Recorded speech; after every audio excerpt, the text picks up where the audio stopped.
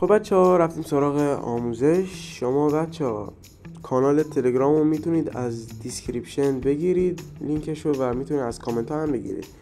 بچه ها وقتی زدید روش میاید روی چنل تلگرامم و اینجا میزنید روی فایل ست مستر وانشات، اینو دانلود میکنید. وقتی که زدید اینجا این مستر رو میزنید و میزنید روی باز کردن. وقتی زدید روی باز کردن اینجا یه رمزی میاد که آخر این ویدیو بهتون میگم، میاد روی تایید. وقتی زدید روی تایید میزنید روی زد آرشیور.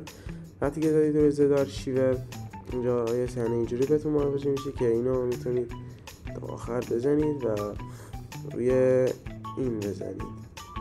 خب میاد روی این بچه ها اینو کپی میکنید. وقتی کپی کرد میاد روی اندر، میاد روی دیتا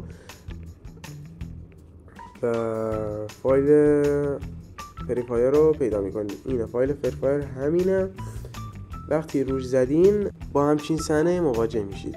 وقتی که بزنید روی فایل، وقتی زدید روی فایل بزنید روی این، وقتی که زدید روی این بزنید روی این، وقتی که زدید روی این دیگه بزنید روی اندروید روی این. بچه‌ها این یادتون نره که خیلی خوبه و اگه نزنیدش که یادتون میره. از روی این دیگه تهشه که میاد گیم ستینگ یا چی اسمش چیه، این روی این بچه‌ها اینجا میاد روی این و همینجا فایل رو کپی میکنه. وقتی کپیش کردین دیگه بچه‌ها میرید توی فریفایر و فایل ست مستر وانشات براتون ظاهر میشه.